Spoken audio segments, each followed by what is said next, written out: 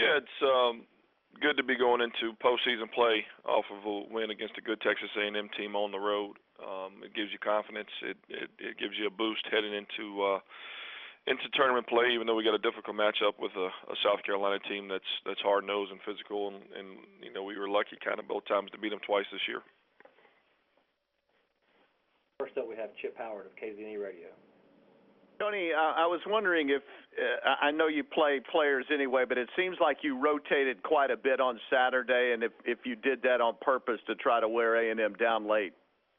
No, we didn't. It was more we had some foul trouble, and we were going offense and defense with some guys to keep some guys out of fouling out of the game. So that's kind of why the sub pattern looked like it did. Your guys seem to have a lot of energy from the very start. Would you discuss coming into the road where you hadn't had a lot of success and being able to play as well as you did Saturday? Well, we didn't have success in terms of wins and losses, but we had success in terms of how we played and how we competed on the road, and so that's no different than how we've played all year long. And so we were able to carry it over and make some plays on the offense and defensive end of the floor to get the win. Thank you. Mark Murphy of Inside the Auburn Tigers. Yeah, can you talk about the challenge of playing a team 3 times, particularly one you've already beaten twice? Yeah, it's always been a challenge when you play a team twice and you beat them twice, and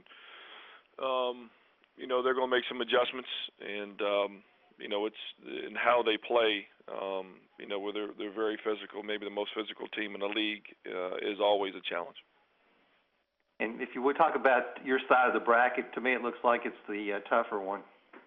Yeah, I haven't even looked at the bracket. All I know is we play South Carolina and we're preparing for them. Thanks. Next is Jerry Tipton of the Lexington Herald. Tony, you mentioned the confidence boost that can come from coming off a win going into the tournament. How does that show itself? Why is that important? Well, just from a momentum standpoint, we hadn't played well over the kind of the previous 10 days, and your psyche could be damaged. So it was good to have our guys bounce back to let them know that that they can still compete and can still win regardless of who we play against. And what sort of things, Tony, do you look at or look for to tell you if your team's psyche has been damaged or anything like that? Well, this time of the year, it's the teams that are still excited about playing, still excited about playing with each other, still excited about extending their season. Those are the teams that typically go on to win this time of the year. And you can see that on you see it every year. You see it on the team's face. You see it on other teams, that you're watching.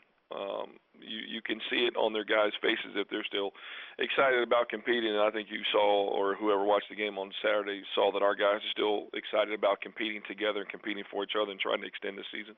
And how difficult is that to try to instill in your team if you don't see it? I mean, the players got to take it on, so to speak. I mean, they've got to take it on, but it's as a coach, you've got to have the temperature of your team too.